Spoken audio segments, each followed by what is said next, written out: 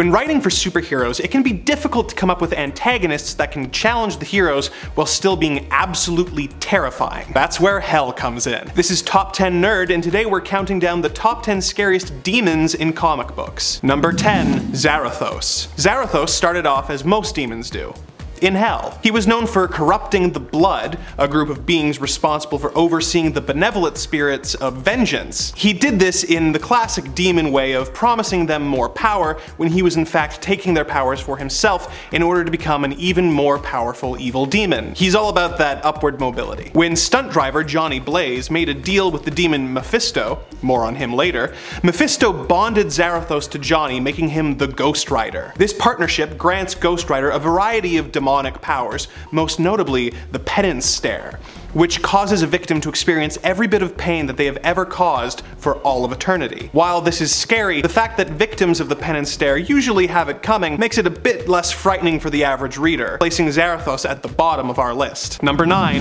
Etrigan. How to explain the origin of Etrigan in a way that won't get this video banned?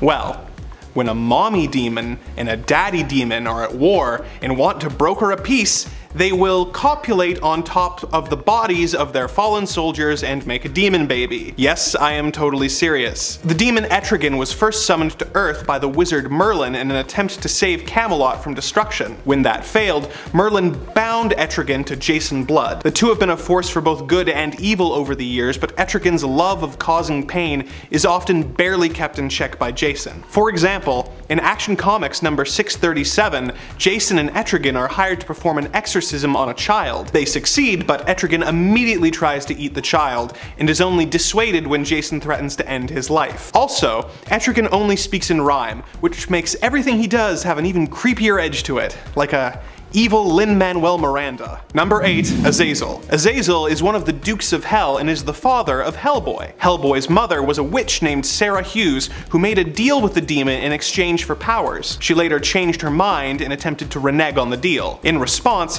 Azzael set fire to Sarah's children and informed her that she would give birth to his son. He then put her on a hook and rode off with her on a horse for hell. Sarah would die giving birth to Hellboy, whose father then cut off his hand and replaced it with his trademark right hand of doom. Not exactly Dad of the Year material. Number 7. First of the Fallen. The First of the Fallen was the first being created in the universe, but after falling out with God, he was banished to hell, thus making him the First of the Fallen. When Lucifer decided to give up his throne so that he could travel the world as a mortal, First of the Fallen was handed the keys to hell and became Satan. He successfully delayed the birth of a Messiah by infecting John Constantine with demon's blood and tricking him into sleeping with the intended mother of the Messiah. The demon's blood passed to her like mono in a college dorm, and she became unsuitable to carry the Messiah. He is also extremely patient and petty, such as when he spent 20 years messing with a priest, convincing him to take his own life just to mess with Constantine. Number 6. Barbatos. A bit of DC Comics multiverse lore for you. A character named the World Forger uses the hopes and fears of every living creature as the basis for various different universes in the multiverse. The more stable ones get to join the main multiverse, while the unstable ones get destroyed by a dragon named Barbatos. Barbatos eventually tired of just destroying unstable universes and turned on his master, deciding to try and destroy the main multiverse. He scoured the dark multiverse, finding the worst versions of Batman, such as the Batman Who Laughs, and formed a team in hopes of using them to enact his evil plan. Now, I don't know about you, but any creature who can look at the Batman Who Laughs and think, this guy's exactly what I'm looking for, scares the crap out of me. Incidentally, it was revealed that he was the bat that crashed through the window in Wayne Manor that inspired Bruce Wayne to become Batman. Number 5.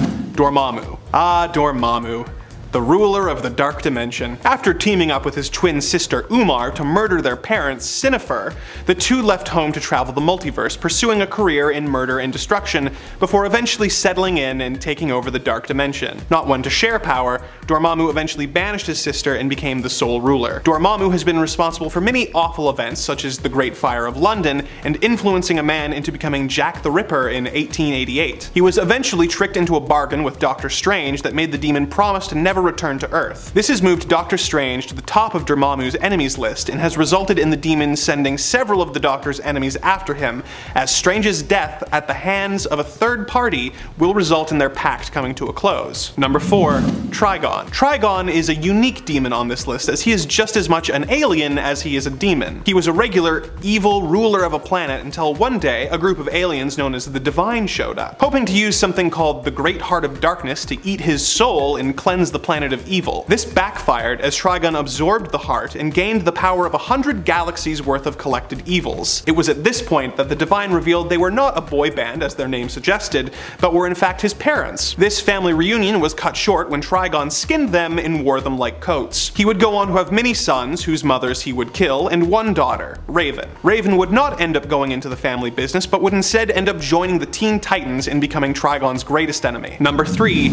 Agony and Ecstasy. As we get near the top of the list, we have to ask the question, what are demons afraid of? The answer is the co-joined twin demons Agony and Ecstasy. Their job is to enforce the laws of hell by punishing any demons who break the rules or are defeated by humans more than 3 times. We rarely see them in action, but the fact that even the most renowned demons fear being in their clutches helps put them near the top of the list. Also, I'm giving them a lot of credit for being the most visually terrifying demons on this list. Considering how many of these demons look exactly the same, these two's distinctive look gets them a lot of mileage in my book. Number 2. Mephisto. Demons are usually written as beings from hell who try and take over human souls to bring them back to hell. It's scary, but it's what they do. That's what I find so creepy about Mephisto. Mephisto is the ruler of a pocket dimension that he calls hell. But to be clear, it is not the hell featured in the Bible.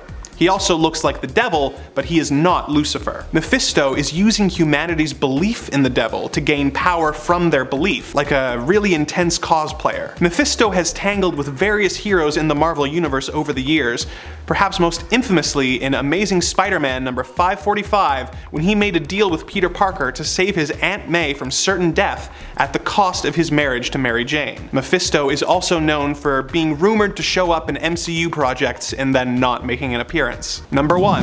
Chthon. The Earth's first black magician is scary less for the things he has done than for the things he has created. Chthon was the writer of the infamous Darkhold, a book of evil spells also known as the Shiatra Book of the Damned or the Book of Sins. He is also responsible for the creation of harpies and goblins, the real kind, not the glider-riding pumpkin bomb kind. His spells in the Darkhold were used to create the first vampires and the first werewolves, making him responsible for both the Twilight franchise and Morbius. One of his evil plans involved granting a young Wanda Maximoff the ability to use chaos magic, making him also indirectly responsible for every messed up awful thing ever done by the Scarlet Witch, except for her hooking up with her brother Quicksilver in the Ultimate Universe in Ultimates 3 issue number 1. The blame for that rests purely on Jeff Loeb's shoulders. Well, those are the demons that scare me the most. What comic book demons did I miss?